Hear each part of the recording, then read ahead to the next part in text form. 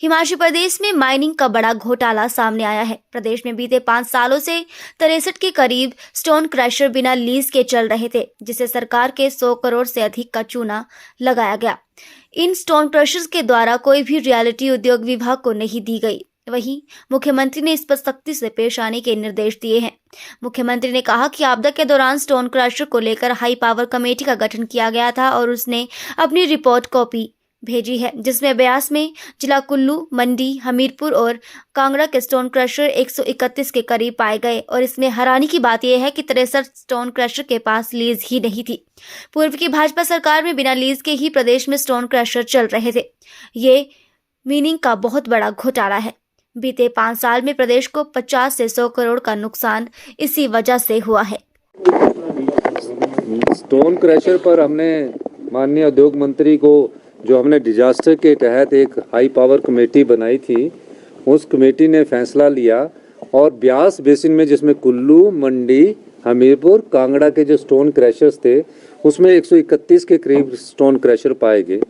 3 stone crusher ऐसे थे जो नहीं चल रहे थे। लेकिन जब हाई पावर कमेटी ने हर स्टोन क्रशर में जाकर देखा तो हमने ये पाया कि 63 स्टोन क्रशरों के पास वैलिड लीज ही नहीं है। तो जिनके पास वैलिड लीज नहीं है तो वो स्टोन क्रशर चल कैसे रहे थे? किस प्रकार पिछली भारतीय जनता पार्टी की सरकार ने आंखें मूंद रखी थी? हमें तो बने हुए अभी 11 महीने ही हुए।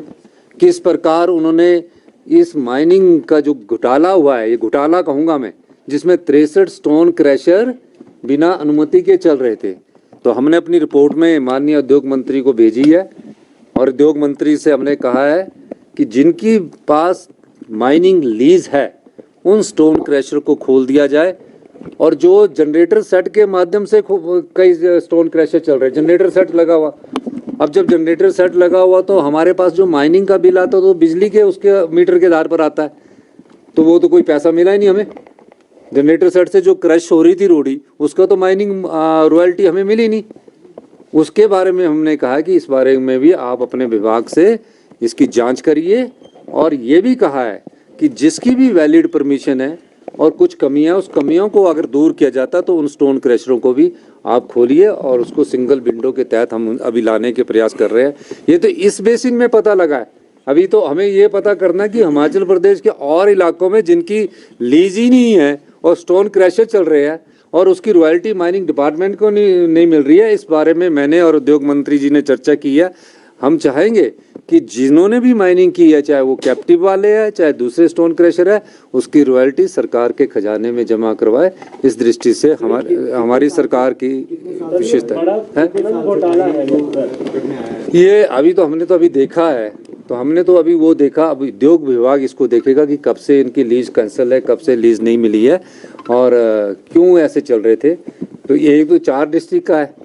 तो मुझे हर्षवर्धन चौहान जी ने कहा कि मैं और डिस्ट्रिक्टों की भी पता करता हूं कि क्या इनकी लीज खत्म हो गई है और उस लीज के आधार पर क्या स्टोन क्रशर चल रहे हैं, क्यों चल रहे हैं। ये तकरीबन मेरा ख्याल है कि 50-100 करोड़ रुपए का राजस्व नुकसान तो हुआ है पिछले 5 साल में जो भारतीय जनता पार्टी।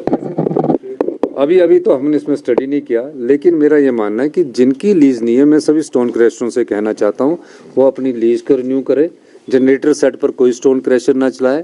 उसके लिए हम हैवली पेनल्टी जो लगानी है उस बारे में भी विचार विमर्श कर रहे हैं। बैठक है, उसमें जो हमने इंतकाल अदालतें लगाई है, उन इंतकाल अदालतों में हमारा 76% इंतकाल हो चुके हैं। हमने आज जो बैठक करनी है उसमें हमारा मुख्य उद्देश्य है कि पार्टीशन के कितने केस ईयर वाइज है, डिमार्केशन के कितने केस ईयर वाइज है। और हमने भारतीय जनता पार्टी की तरफ जनमंच नहीं लगाना है कि हम जनमंच में लाए, अधिकारियों को डांटे, बेइज्जत करें, उस तरह नहीं हमने करना है, खूब खर्चा करें। हमने कहा है कि अधिकारी जो है वो इसको तेजी से करे और इंतकाल अदालत जो हमारी अगली लगने जा रही है उसमें 0 हमारा इंतकाल अदालत रहे, जो आज़ादी के बाद का पहला सबसे बड़ा सुधार होगा, व्यवस्था परिवर्तन होगा। उसके बाद पार्टीशंस और डिमार्केशंस में हम आगे बढ़ेंगे और हम चाहेंगे कि आने वाले 7-8 महीनों में पार्टीशन भी खत्म हो, डिमार्केशन भी खत्म हो। इसके लिए हमने कानून में परिवर्तन किया है ताकि आपके पता है कि हाई कोर्ट तक पार्टीशन के केस चलते हैं। कहते हैं कि पोते के समय के दादे के समय के पार्टीशन के केस चल रहे हैं और पोते के समय तक पूरा नहीं होता है। तो हम चाहते हैं कि किसी भी हिमाचल के समाज को, हिमाचल की जनता को किसी प्रकार की दुविधा का सामना ना करना पड़े। इस दृष्टिकोण से आज ये बैठक बुलाई गई है।